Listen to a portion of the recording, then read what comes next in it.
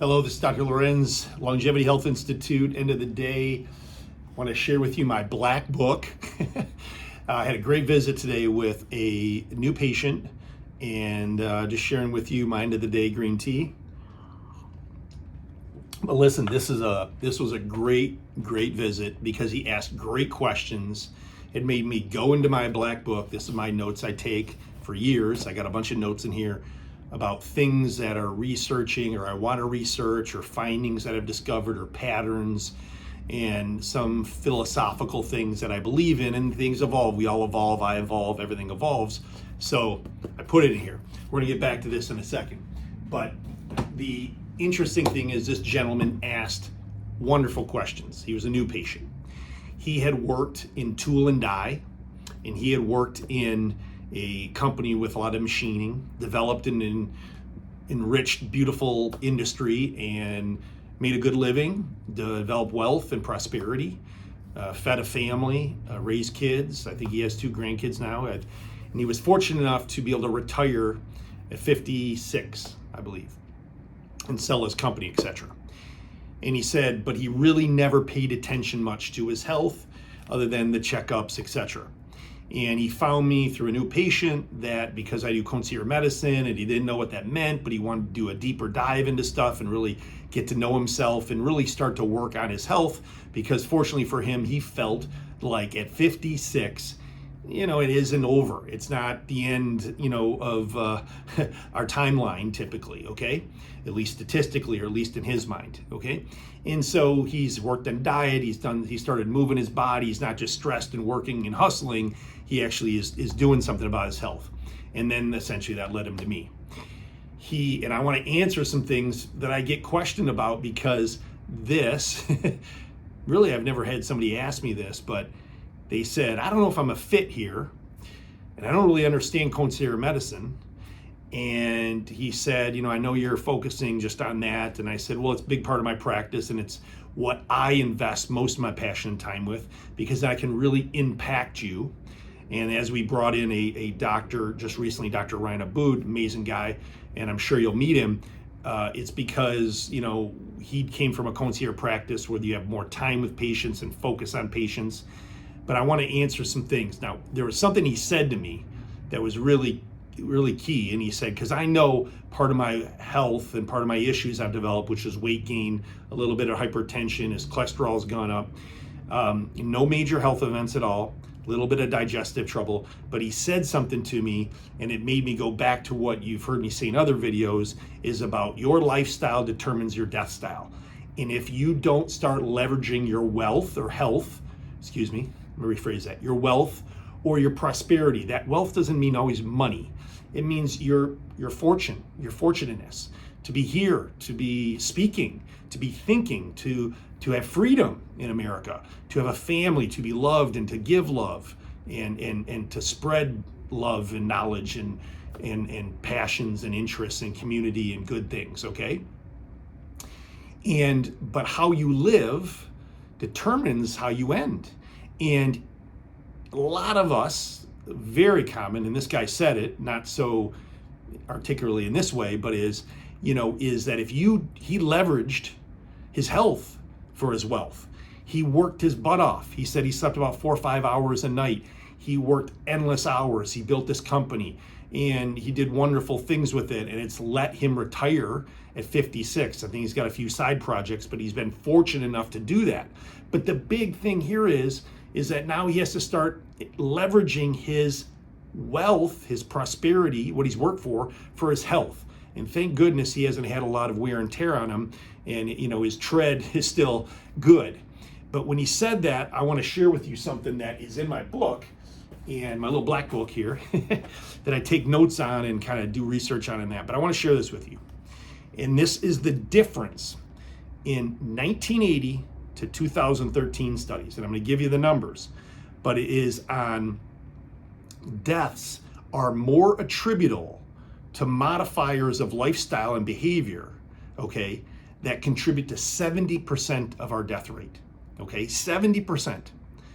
And the difference in that is from 1980 to 2013, 850 million to 2.1 billion.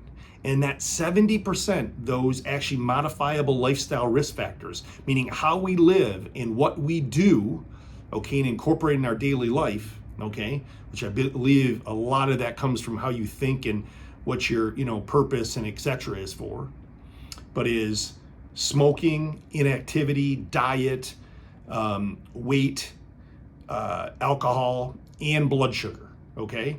And I'll tell you exactly, like your blood pressure, 13% is a risk of mortality. Tobacco, 9% of deaths are related to that. Blood sugar, 6%. Inactivity, 6%. Obesity, 5%. Alcohol, 5%.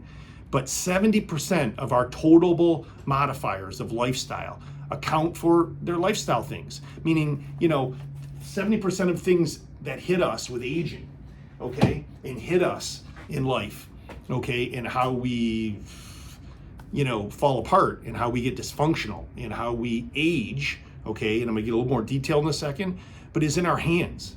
But you have to start leveraging some of your time, some of your things that you worked for in life. Kids are older, bigger, you have a home, you have a car, you have, if you're fortunate enough to really have a lot of freedoms, including time in your fourth, fifth, sixth decade, you got to start using that for you and for your health. You got to make time for quarterly appointments. You got to actually ask the right questions. How can I improve my health? What is aging about? Not just blood pressure and get your cholesterol checked once a year, okay? Get into the roots, the deep causes of dysfunction and disease and physiology, and you will improve, and your health will improve, and generational impact will happen around you. I promise you, okay? But it starts with you, okay? How do we age? And I explained to him, what do we do in concierge medicine? Really, it's just investing time we give you and intention of setting goals, at least in our, our functional, regenerative, personalized kind of concierge medicine, setting goals, and usually quarterly goals, and we kind of review all these, and also being very preventative, proactive, not reactive, and not just your typical screen. We want to see at the minute DNA, telomerase activity, at the cellular activity, at the metabolic activity, dysfunction, way before we see disease. When you see disease, or you're diagnosed with disease, you're now behind the eight ball chasing the disease and the pathologic processes that happen that accumulate and develop traction in your body till you die, okay? Good health span is by getting down to the root cellular metabolic issue so you can improve.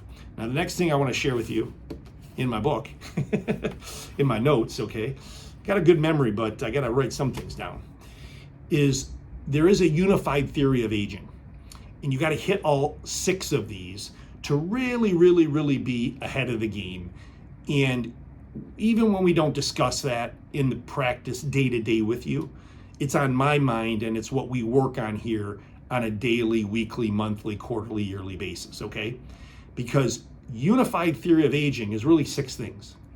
And yes, there's a foundation that we create in your body that helps with these, but this is how you age, dysfunction, essentially, and die.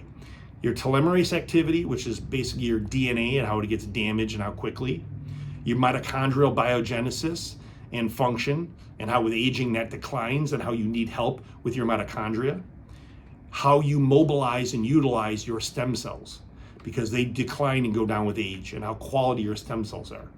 And then the arterial part of aging. Our whole body is blood and oxygen. You need good blood supply and oxygen, okay? So when you do not have these, you age faster, okay? Arterial aging is so important that you're on top of. And how do you prevent arterial aging? You appreciate inflammation, you appreciate immune dysfunction, and oxidative stress, okay? And when you talk about arterial aging, you're talking about not just your heart and blood pressure, you're talking about the blood supply to your brain and your brain health and the endothelium, even in your blood-brain barrier, which is the filter, if you will, or the barrier that keeps the crap in our world out of our brain, okay? And I'll get to that in another video one day about the details of the blood-brain barrier and how we can help that. But this 6 things that you define aging are so important that we work on and always focus on, okay? But, I want to answer a few things that he asked me too about, concierge medicine and if he was a fit. Well, he was a fit because he was invested in his health. He had questions, he had interests, and not just complaints, which are true, and that's what the goals are set for. If you're tired, if you're fat, if you can't sleep, if you have low energy, if you, potentially have had some diseases that you want to work on reversing, okay? Those are all important. Those are goals. But you have to have the right mindset and the right attitude about forward thinking, because the windshield is bigger than the rearview mirror. You're going more forward than backward, okay? 10% should be on reflection. 90% of your energy should be on what I can do to improve my health and my health span, so that not only do I have a good quality of life and I'm healthier and happier, okay, but I can impact my generations around me and show them the way for future generations. Be well. This is Dr. Lorenz.